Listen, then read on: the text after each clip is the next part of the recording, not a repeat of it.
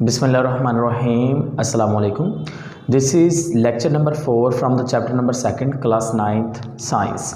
As you know that this is the lecture series on the general science for class 5th students, and this lecture series is totally about the according to the syllabus of the Punjab textbook, and whole explained discussion or relevant to the topics are available in this lecture. Okay, to the topic for discussion is how the germs separate from one person to another person, and which are the sources through which germs are transmitted from one person to another person.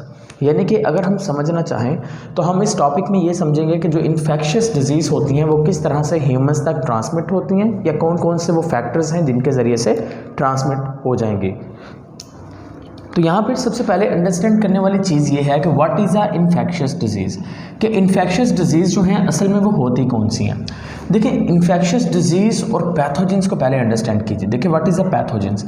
Pathogens हम उन germs को कहते हैं जो अपनी host की body में disease काज करते हैं। वो जर्म्स जो अपने होस्ट की बॉडी में डिजीज़ काज करेंगे उनको हम क्या नाम देंगे, उनको हम नाम देंगे पैथोजेंस का। और पैथोजेन से जो डिजीज़ काज होगी, पैथोजेन से जो डिजीज़ काज होगी उस डिजीज़ को हम क्या नाम देंगे, इन्फेक्शियस डिजीज़ का नाम देने वाले हैं। पहली चीज़, पैथोजेंस क्या होते हैं, वो जरासीम जो अपनी होस्ट की बॉडी में बीमारी काज करते हैं वो पैथोजेंस हैं। और पैथोजेन से जो डिजीज़ काज होगी उसको नाम देंगे इन्फेक्शियस डिजीज़।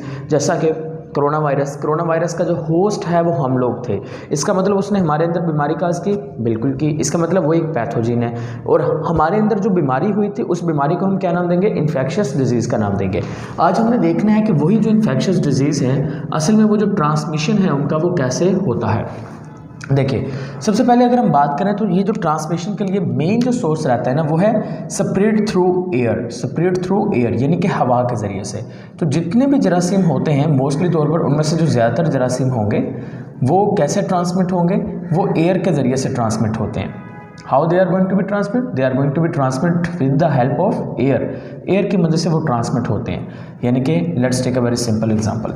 एक इंसान है जिसको नज़ला ज़ुकाम है, वो आपके बिल्कुल करीब बैठा है। जब वो स्नीज़ करेगा, जब वो छींकेगा तो उसके छींकने से क्या होगा कि जरासीम जो हैं वो उसके माउथ से, उसके आप कह लीजिए कि जो निज़ाम तनफ़ुस है वहाँ से बाहर निकलेंगे।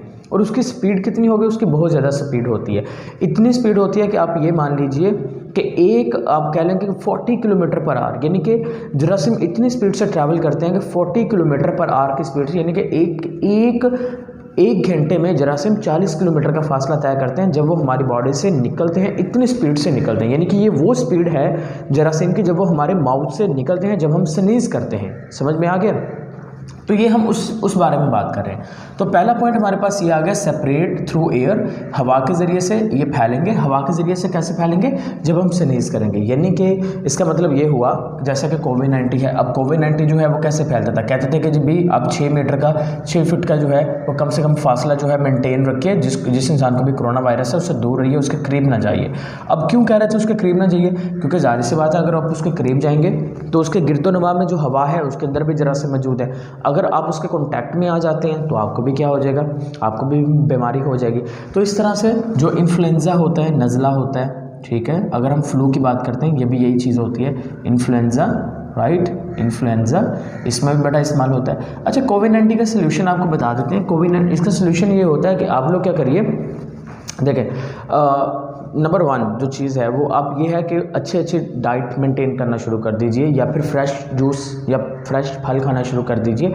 आपकी बॉडी की ताकत बढ़ जाएगी, इम्यूनिटी बढ़ जाएगी, आपको ये बीमारी हमला नहीं कर पाएंगे। दूसरी बात, इन्फ्लुएंज़ा के केस में क्या होता है कि आप जोर शांदा पीजिए या पानी को गर्म करके ना घर में ही उसको भाप लीजिए, उससे भी आप बिल्कुल ठीक हो जाएंगे, ठीक है। या फिर जब चावलों को बॉयल करते हैं तो उसकी जो पीछे रह जाती है तो वहाँ से वो एक बड़ा गाढ़ी किस्म की मटीरियल रह जाता है, ठीक है। वो जो मटीरियल होता है उसमें से जो भाप निकलती है वो इस्तेमाल कर लीजिए, उसको आप लीजिए, तो उससे आपका फ्लू जो है वो बेहतर हो जाएगा। समझ में आ गया? तो ये जो डिजीज़ है ना, तो हमने क्या बोला कि सेपरेट थ्रू एयर, हवा के ज़रिए से ये बीमारियाँ फैल जाती हैं। तो पहला, ह्यूमंस तक ये बीमारियाँ जो है वो कैसे फैल रही हैं, हवा के ज़रिए से। नंबर 2 हम यहाँ पे लिखेंगे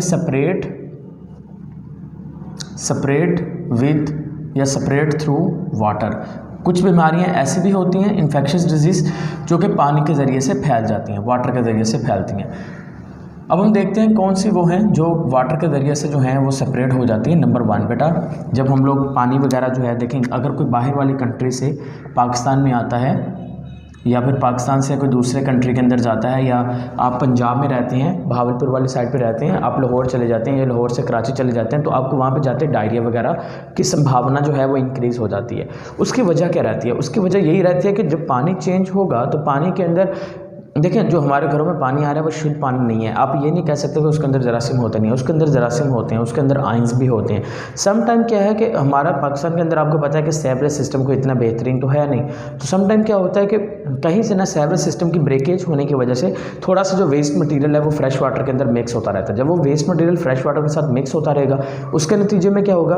उसके नतीजे में बेटा बहुत सारी प्रॉब्लम्स हैं। आपको डायरिया, पेट में दर्द होना शुरू हो जाएगा, ठीक है, पेचिश जिसको कहते हैं, डायरिया हो जाएगा।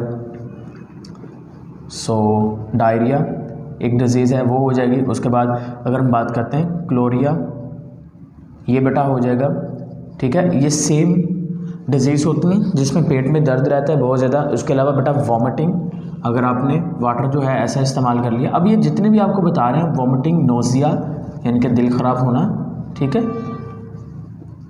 तो इन सब की वजह से फिर फाइनली हेडेक भी इससे शुरू हो जाता है। हेडेक, सर में दर्द होना शुरू हो जाएगा।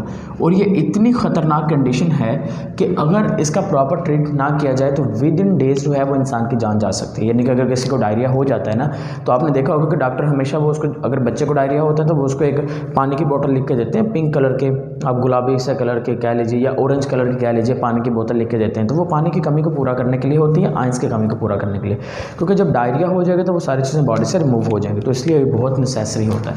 तीसरी चीज़, separate through food, separate through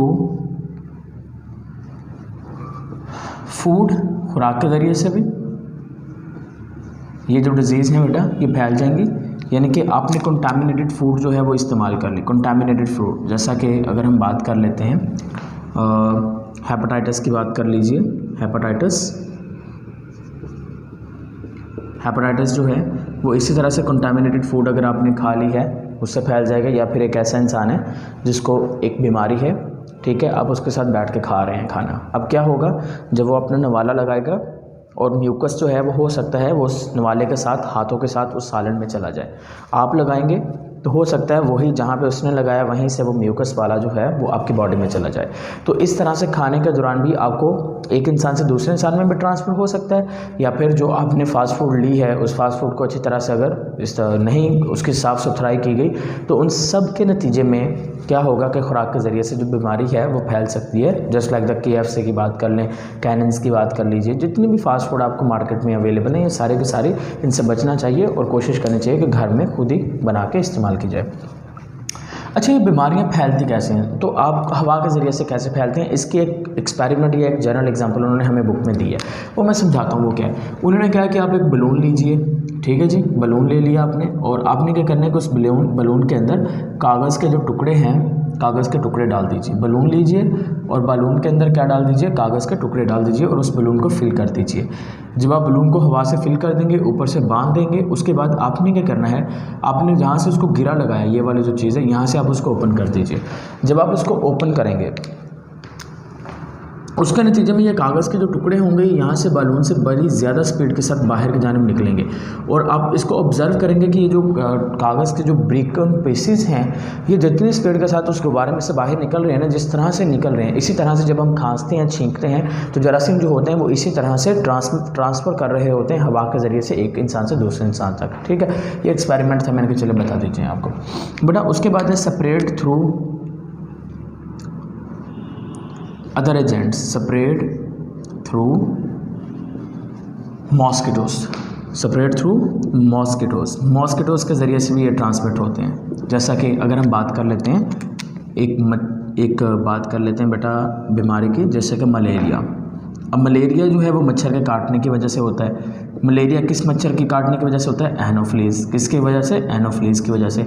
लेकिन ये चीज़ याद रखिएगा कि जो मलेरिया का मच्छर है ना वो सिर्फ़ और सिर्फ जितने भी आप कह लीजिए कि अनमैरिड मेल होते हैं सिर्फ उन्हीं को काटता है, वो मैरिड को नहीं काटता, क्योंकि उसको पता है कि यहाँ पे खून मलेरिया जो फीमेल एनोफ्लीज होती है ना वो क्यों काटती है, वो फीमेल एनोफ्लीज इसलिए काटती है क्योंकि उसने खून चूसना है। उसने क्या करना है, खून चूसना है। किसके लिए खून चूसना है, अंडे देने के लिए। तो ये फीमेल एनोफ्लीज जो है ये सिर्फ किसको काटेगी, उस मेल को काटेगी जो कि याद रखे जो कि क्या है, अनमैरिड है। क्योंकि जब वो मैरिड हो जाएगा तो उसको पता चल जाएगा कि खून चूसने वाला अब कोई और आ गया, तो अभी मुझे कोई और मेल तलाश करना चाहिए। तो इस तरह से चीज़ आपने याद रखनी है कि एनोफ्लीज जो है वो मलेरिया काज करती है। इसी तरह से अगर हम बात कर लेते हैं और डेंगी फीवर की, डेंगी फीवर से जो डेंगी फीवर होता है इट इज़ ट्रांसमिटेड। ये ट्रांसमिट कैसे होता है डेंगी फीवर? डेंगी फीवर को एक मच्छर ट्रांसमिट करता है, एड्स एजिप्टाई, एड्स एजिप्टाई। अब ये जो एड्स एजिप्टाई मच्छर होता है जो कि डेंगी फीवर को ट्रांसमिट करेगा, ये भी एक मच्छर ही होता है जो कि डेंगी फीवर को ट्रांसमिट करता है। इसका सोल्यूशन क्या होता है डेंगी फीवर का? डेंगी फीवर का कोई इलाज नहीं होता। डेंगी फीवर का इलाज ये होता है कि आप उसकी रक्षा कीजिए, उसको अच्छे से डाइट दीजिए, और दोबारा से वही चीज़ जो मैं पहले बता रहा था कि फ़्रेश जूसेस का और फ्रेश फ्रूट्स का इस्तेमाल करवाइए ताकि उसका ब्लड प्रेशर भी मेंटेन रहे और इसके अलावा उसकी बॉडी के ऊपर रैशेस भी ना बने। मलेरिया का इलाज होता है कि मलेरिया के लिए आपको क्यूनेन नामी एक दवाई इस्तेमाल करना पड़ती है जिसके नतीजे में आप बेहतर हो जाएंगे। Number 5, spread through other contacts या indiscriminate contact. Spread through other sources, यानी कि ये मेन सोर्सेज हैं। इन सोर्सेज के अलावा कुछ और सोर्सेज भी हो सकते हैं जिसके ज़रिए से ये बीमारी जो है फैल सकती है। तो अब हम उन सोर्सेज के बारे में बात कर लेते हैं। नंबर 1 इज़ अ टच करने से। Suppose that if you are suffering any sort of disease, और आपको कोई बीमारी है, कोई इन्फेक्शियस डिजीज़ है, किसी इंसान को उसको टच कर लिया गया तो वहाँ से वो बीमारी जो है वो दूसरे इंसान में ट्रांसमिट हो जाएगी। समझ में आ गया? तो ये जो है ये एक आप कह लीजिए कि इस तरह से। उसके बाद do not hygienic condition, hygienic condition, अगर हाइजीनिक कंडीशंस जो हैं वो मेंटेन ना की जाएं, डू नॉट मेंटेन, अगर हाइजीनिक कंडीशन जो हैं वो मेंटेन ना की जाएं तो उसके नतीजे में ये हो जाएगा। अच्छा, नंबर 3 अगर हम बात करते हैं तो यहाँ पर ये चीज़ आपने याद रखनी है कि देखें ब्लड ट्रांसफ़र अगर किया जाए, ब्लड ट्रांसफ्यूजन, तो ब्लड ट्रांसफ्यूजन में क्या होता है कि जब एक इंसान से दूसरे इंसान में ब्लड ट्रांसफ़र किया जाए, एक इंसान से दूसरे इंसान में ब्लड जो है वो ट्रांसफ़र करने से पहले उसका ब्लड चेक ना किया जाए क्या उसको किसी किस्म की बीमारी तो नहीं है, तो इसकी वजह से भी जो हैं वो बीमारियां जो होती हैं वो एक इंसान से दूसरे इंसान में फैल सकती हैं। Next, surgical instrument. Surgical instrument यानी कि जब डॉक्टर जो है वो सर्जरी कर रहा है, डॉक्टर क्या कर रहा है, सर्जरी कर रहा है, और सर्जरी करने के बाद उसने वो इंस्ट्रूमेंट जो हैं वो वैसे ही बगैर उसको साफ़ किए दूसरे पेशेंट को भी इस्तेमाल कर दिया, या इंजेक्शंस, एक को टीका लगाया उसी से दूसरे को टीका लगा दिया। तो ये होते हैं कि आप सर्जरी के दौरान या इंजेक्शन के दौरान आप सेम जो है वो डिफरेंट पेशेंट्स में इस्तेमाल किए जा रहे हैं। इस तरह से जब आप हजाम पे जाते हैं तो हजाम के ऊपर वो जो इस तरह इस्तेमाल करते हैं, ठीक है, ब्लेड वगैरह, अगर वो ब्लेड वगैरह, पहली बात तो उस तरह अपने लेके जाना चाहिए। दूसरी चीज़, अगर वो इस्तेमाल भी कर रहे हैं तो ब्लेड नया लगवाइए, लगवाने से पहले उसको डेटॉल के साथ लाजमी तौर पे साफ़ करवाना चाहिए। तो ये वो तमाम बाकी सोर्सेज हैं जिनके ज़रिए से जो बीमारियां हैं, इन्फेक्शियस डिजीज़ जो हैं वो ह्यूमंस तक फैल सकती हैं बाकी अदर एजेंट से। So hope so this is all discussion about the transmission of the disease to the human and what are the factors and sources through which the disease are transmitted to the humans. If you have any sort of question you can ask in the comment section right now, and if you have complete understanding of this lecture then you have to share this with your friends on the Facebook and the WhatsApp group as well. Okay, stay connected and Allah Hafiz.